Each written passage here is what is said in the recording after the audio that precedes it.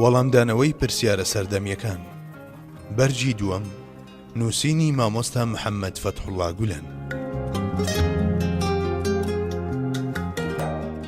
ئایا ئەوانەی لە وڵاتە بیانیەکاندا دێنە دنیاوە لە دواڕۆژدا سەرنجامیان چۆن دەبێت؟ ئەم پرسیارە یەکێکە لەو پرسیارانەی کە لە زووەوە دەکرێت و بە بڕوای من بە مەبەستی دروستکردنی مشتومڕ دەکرێت.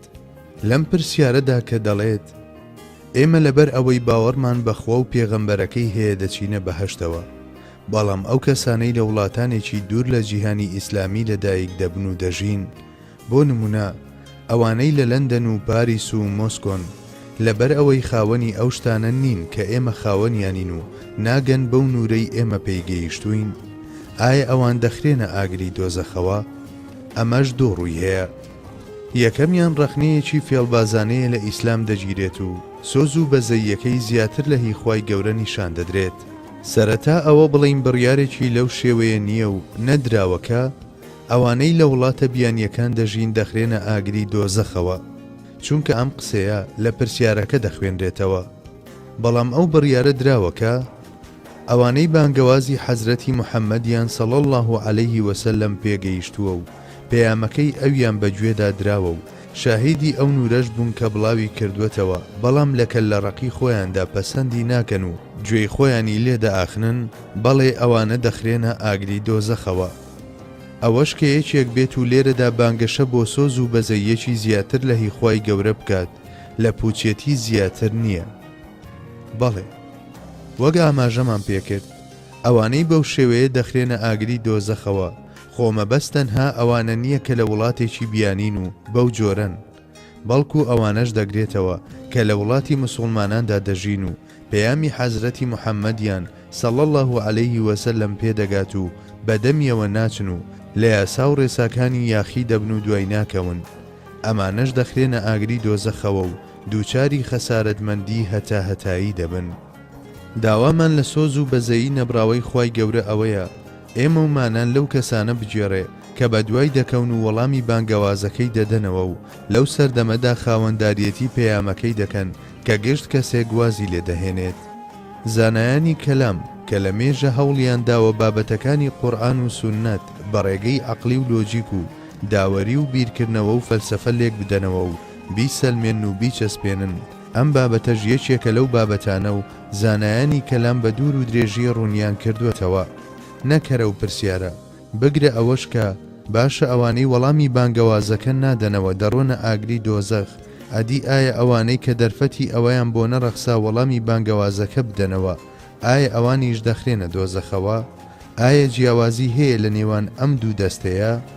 لێرەدا دەکرێت ئەو پرسیارەش بکرێت، ئایا لەم ڕۆژگارەی ئەمڕۆماندا لە پاڵ هەموو ڕۆژە بە گرنگەکاندا پێویست دەکات لەسەر ئەم جۆرە پرسیارانە بوەستین یان پێویست ناکات؟ ئایا دۆزینەوەی وەڵامی ڕاستی ئەم پرسیارانە چ سوودێکی بۆ ژیانی دواڕۆژمان دەبێت؟ ئایا وەڵامدانەوەی ئەم پرسیارانە چ شتێکمان دەست دەخات لە ژیانی ڕۆژانەماندا؟ ئایا ئەم بابەتانەی کە پێشەنگەکانمان هێندە بە وریایی و بە سەلیقەوە لەسەریان وەستاون و کاریان لەسەر کردووە، هەر بەڕاستی بابەتانێکی هێندە گرنگ و پێویست بوون و ئەو هەموو کاتەی خۆیان بۆ تەرخان کرد؟ ئێستا هەوڵ دەدەین بابەتە سەرەکیەکە و هەموو ئەو پرسیارانەی دیکەش کە دەیوروژێنێت لە چوارچێوەی بیر و بۆچوون و خوێندنەوەی پێشڕەوانەی بواری عەقیدەدا بخەینە ڕوو. ئەشعەریەکان کە یەکێکن لە دوو ڕەوتە گرنگەکەی ئەهلی سوننە لە بواری عەقیدەدا لەسەر ئەم بابەتە دەڵێن ئەو مرۆڤانەی ناوی خوای گەورە نابیستن لە ژیانیاندا و هیچ بانگەوازێکیان سەبارەت بەو بابەتە پێناگات، هەر کەسێک بن و لە هەر کوێیەک بژین و هەر چۆنێک بژین ئەهلی فەترەتن و لەبەر ئەوەش ڕزگاریان دەبێت. بە پێی بیر و بۆچوونی ئەشعەریەکان خەڵکی شوێنە تاریکەکانی دنیا کە ئێوە پەیامەکانی حەزرەتی موحەممەدتان صلی الله علیه وسلم پێنەگەیاندون ڕزگاریان دەبێت و ئەهلی نەجاتن. خوای گەورە بە ئەندازەیەک پاداشتیان دەداتەوە و ڕێگەیان دەدات سوود لە بەهەشت وەربگرن. ماتوریدیەکان لە ڕاستیدا موعتەزیلەش لەم حاڵەدا هەمان بۆچوونیان هەیە. لەسەر ئەم بابەتە دەڵێن مرۆڤ ئەگەر لە ڕێگەی عەقڵەوە بەدیهێنەری خۆی بدۆزێتەوە، ئیدی ئەگەر ناو و نیشانیشی نەزانێت ڕزگاری دەبێت. بەڵام ئەو مرۆڤەی بانگەوازی پێگەیشتووە و بە ژیری خۆیشی بەدیهێنەری نەدۆزیوەتەوە ڕزگاری نابێت. ئەم دوو بیر و بۆچوونە گەرچی یەکشت نین، بەڵام زۆریش لە یەکتر دوور نین. بەپێی ماتوریدەکان مرۆڤ لە هەر شوێنێک بێت، ئەگەر لە شاخ بێت یان لە دەشت و بیابان، هەڵهاتن و ئاوابوونی خۆر و پێبوون و خامۆشبوونی مانگ و درەوشانەوە و بریسکانەوەی ئەستێرەکان و هەزاران جوانی بە یاسا و ڕێسای زەوی و دیمەنی پڕشکۆی چیاکان و شنەبای فێنچی گردەکان و ناڵەی سەوزی دارستانەکان و سەمای ناسچی گژوجیاکان و جیلوە و غەمزەی گوڵەکان و هەموو شتەکانی دیکە هەڵگری پەیامێکی ئەفسوناوین لە ئەوەوە بۆی و زمانێکی گۆیان کە سەبارەت بە سوڵتانی سوڵتانەکان جەل لە جەلال و بۆی دەدوێن. مرۆڤێک ئەگەر ژیری لای خۆی بێت بە دیتنی ئەو تابلۆ ناوازانە کە ئاوی چاو دەبەن و بیستنی ئەو دەنگانەی دڵەکاندا دەخورپێنن، هەست بەو دەستە پەنهانە دەکات کە لە پشت هەموو شتێکەوەیە و بە دڵنیاییەوە باوەڕ بەوە دەهێنێ کە بەدیهێنەرێک هەیە. جا بەپێی بیر و بۆچوونی ماتوریدیەکان، ئەگەر ئەو کەسە ناو و نیشانی ئەو بەدیهێنەرەش نەزانێت و کتێب و پەیامبەرەکانیشی نەناسێت، هەر لە ڕزگار بۆکان دەبێت. لەبەر ئەمانەیە سەبارەت بە کەسێک کە لە وڵاتێکی بیانی لەدایک بووە و لەوێ دەژی هەر لە خۆمانەوە ناڵین باوەڕی نەهێناوە کەواتە ئەهلی ئاگری دۆزەخە و ناشتوانین شتێکی لەو جۆرە بڵین. لەم بابەتەدا بیر و بۆچوونی ئیمامی مەسەبەکانمان هەر هیچ نەبێت ناچارمان دەکا کە بێدەنگ بین. ئیمامی ئەشعەری ڕاو بۆچوونەکەی لە چەند ئاەتێکی چەشنی ئەو ئاەتە پیرۆزە وەرگرتووە کە دەفەرموێت: وما كنا معذبين حتى نبعث رسولا. هیچ میلەتێک سزا نادەین هەتا پێغەمبەرێکیان بۆ نەنێرین.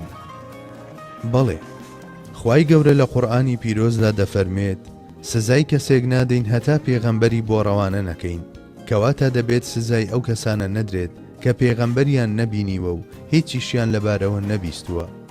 لای ئیمامی ماتوریدی عەقڵ توخمێکی زۆر گرینگە و هەتا ئەندازەیەکی دیاریکراو دەتوانێت چاک و خراپ لە یەکدی جیا بکاتەوە.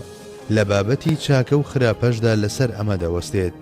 مرۆڤ دەتوانێت بە بەکارهێنانی عەقڵی چەندین شتی جۆرا و جۆر لە یەکدی جودا بکاتەوە و شتە جوان و شتە خراپەکان لە یەکدی بکاتەوە. بەڵام ئەوەش هەڵەیە بانگەشەی ئەوە بکرێ کە عەقڵ خۆی دەتوانێت پێی بە هەموو شتێک ببات و بیزانێت. لەبەر ئەوەیە خوای گەورە فەرمانی بە چاکە کردووە و خراپەکانی قەدەغە کردووە و ئەم ئەرکە گرنگەشی ڕادستی ئەو عەقڵەی مرۆڤ نەکردووە کە هەموو کات ئەگەری هەڵەکردنی هەیە. خوای گەورە لە ڕێی وەحیەوە ئەم شتانەی ڕێکخستووە و بابەتەکانی ڕۆشن کردوێتەوە و لە ڕێی پێغەمبەرەکانیەوە ڕوونی کردوونەتەوە و هیچ سوچێکی تاریکی لە بابەتەکاندا نەهێشتووە. بەپێی ماتوریدیەکان عەقڵ خۆی دەتوانێت پێی بە قێزەوەنی زینا ببات، چونکە زینا تێکەڵبوون و دیارنەمانی بنەچەی لێ دەکەوێتەوە. ئایا سەروەتی چێ بۆ چێ دەمێنێتەوە؟ ئەگەر ئافرەتێک نەتوانێت داوێن پاچی خۆی بپارێزێت و بنچینەی منداڵەکانی گوماناوی بێت، کەواتە سامانی بەجێماوی چێ دەدرێت بەکام منداڵ؟ کەواتە دەکرێت ژیری پێمان بڵێت کە زینا کارێکی قێزەوەنە. دەکرێت بە هەمان شێوە عەقڵ پێی بە قێزەونی دزی ببات، چونکە کارێکی قێزەونە کەسێک بە ئارەقی ناوچەوانی خۆی و بە ماندووبوون شتێکی دەستخست بێت، بە ماندووبوون شتێکی دەستخست بێت و لێی بسەندرێت. بە هەمان جۆر دەکرێت عەقڵ پێی بە خراپی خواردنەوە کحولیەکان ببات، چونکە کحول ژیری مرۆڤ لە بەین دەبات و کاریگەریەکی نەرێنی لەسەر وەچەکانی مرۆڤ دروست دەکات و هۆکاری دروستبوونی چەند نەخۆشێکیشە. هەموو کات دەکرێت بەم ئەندازەیە باز لە عاقڵی بوونی هەندێک لە شتەکان بکرێت. هەمان حاڵەت سەبارەت بە شتە جوان و چاکەکانیش هەڕاستە. بۆ نمونە دادپەروەری و چاکەکردن لەگەڵ ئەوانی دیشتانێکی جوان و دەکرێت بە عەقڵ پێیان پێ ببرێت. قورئان و سونەتیش فەرمان بەو شتانە دەکەن و ڕوونیان دەکەنەوە و ڕزگارمان دەکەن لە هەڵەکردن. هەروەها باوەڕهێنان بە خوای گەورەش شتێکی جوانە، چونکە لەوێوە مرۆڤ لە خەم دەڕەخسێت. ئەوە ئیمانە کەوا دەکات مرۆڤ لە ژیانی دنیادا بێت و سەری بگاتە باخەکانی بەهەشت و لێرەوە لە خۆشیەکانی ئەوێدا بژی. لە هەمان کاتدا ئەو ڕێگایە نەشکە مرۆڤ دەگەیەنە ئیمان دەکرێت لە ڕێی عەقڵ و داوەریەوە پێیان پێ ببرێت. کابرای دەشتەچیش پێی بەمە بردووە و کاتێک کەسێک دێتە خزمەتی زاتی ڕیسالەت پەنا سەڵی الله عەلەیه وسەلەم و پرسیاری لێ دەکات کە بە چ ڕێگەیەک دەتوانێت بگاتە بەدیهێنەری مەزن. کابرای دەشتەچی وەڵامی دەداتەوە و دەڵێت: البعرة تدل على البعير والأثر يدل على المسير فمساء ذات أبراج وأرض ذات فجاج وبحار ذات أمواج ألا تدل على السميع البصير. کەواتە شوانێکی دەشتەشی دەتوانێت لە ڕێی عەقڵیەوە بگاتە ئەوەی زاتێک هەیە هەموو شتەکان بەدەستی دەسەڵاتی ئەوەوەیە و هەموو شتێک بە زانستی خۆی بەڕێوە دەبات و ئاگای لە هەموو شتێکە. هەر بۆیە لە بابەتی ئیماندا ناتوانین عەقڵی بوون بە تەواوی فەرامۆش بکەین. بەڵێ، لەمەوەیە کە ماتوریدی گوتوویەتی مرۆڤ دەتوانێت بە عەقڵی خۆی بەدیهێنەر بدۆزێتەوە. لە سەردەمی جاهیلیەت و سەردەمی پێشهاتنی سەرداری پێغەمبەرانیشدا سەڵی الله عەلەیه وسەلەم ئەم شتە لەلایەن چەند کەسێکەوە پێی پێبراوە. بۆ نمونە، یەکێک لەوانە وەرەقەی کوڕی نەوفەلە کە ئامۆزای ئافرەتە مەزنەکە واتە خات و خەدیجەی دایکمانە. پێغەمبەری سەردارمان سەڵی الله عەلەیه وسەلەم کاتێک بۆ یەکەمین جار وەحی بۆ هات، جوبرائیلی لە نێوان ئاسمان و زەویدا بە هەموو ڕەهەند و باڵەکانیەوە بینی و لێی ترسا و دواتر هاتەوە بۆ ماڵەوە و حاڵەتەکەی بۆ خات و خەدیجەی دایکمان باس کرد. ئەویش پێغەمبەری سەرداری سەڵی الله عەلەیه وسەلەم بردە لای وەرەقەی کوڕی نەوفەل. ئەم کەسە پێشەوەی حەزرەتی موحەممەد ببێتە پێغەمبەر پێی بەبوونی بەدیهێنەری مەزن بردبوو، هەستی بەوە کردبوو کە بتەکان سوودیان بۆ هیچ شتێک نییە و لە ڕێی عەقڵیەوە باوەڕی بەڕاستی خوای گەورە هێنا بوو. یەکێکی دیکە لەو کەسانە زەیدی کوڕی عەمر بوو. زەید مامی حەزرەتی عومەرە ڕەزای خوای لێبێ. زوو پشتی دەکردە بتەکان و دەیگوت: ناکرێت پەرستش بۆ ئەمانە بکەین، ئەمانە هەمویان شتی پڕ و پوچن، تاکە بەدیهێنەرێک هەیە بەڵام من نازانم کێیە.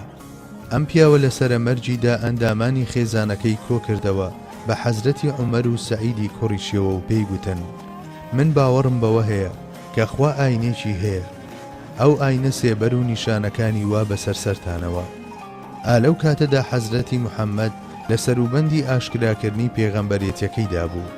واتە ئەم پیاوە کاتێک دەیگوت هەست بە سێبەری ئەو ئاینە دەکەم بەسەر سەرتانەوە، هەر کاتێک ئەو ئاینە دەرکەوت بەبێ کات بە فیڕۆدان شوێنی بکەون. شتێکی لەو بارەیەوە نەبیست بوو. ئەمە نیشانەی ئەوەیە ئەو پیاوە بە عەقڵ و هۆشی خۆی پێی بە زۆر شت بردووە. ئەو باوەڕی وەها بوو کە هەرگیز ناکرێت ئەم شتانەی کە مرۆڤ بە دەستی خۆی دروستی کردوون خوابن. کەواتە هیچ یەکێک لەو بت و پەیکەرانەی کە مرۆڤ بە دەستی خۆی دروستیان دەکات ناتوانن پێویستیەکانی مرۆڤ دابین بکەن. لە ڕاستیدا هەر ئەوان ئاتاجی مرۆڤەکانن. ئەوان کە خۆیان ئاتاجی دەستی ئەوانی دیکە بن، ئیدی چۆن دەتوانن پێویستیەکانی ئەوانی دی دابین بکەن؟ بەرمەبنای ئەمە، گشت کەسێک بە بیرکردنەوەیەکی سادەی لەم جۆرەش دەتوانێت پێی بەو زاتە ببات کە دەسەڵاتی بەسەر ئاسمانەکان و زەویدا هەیە. وتەکانی زەید و وەرەقا وەک ناڵەیەک لە ویژدانی کەسە نزیکەکانیان دامایەوە.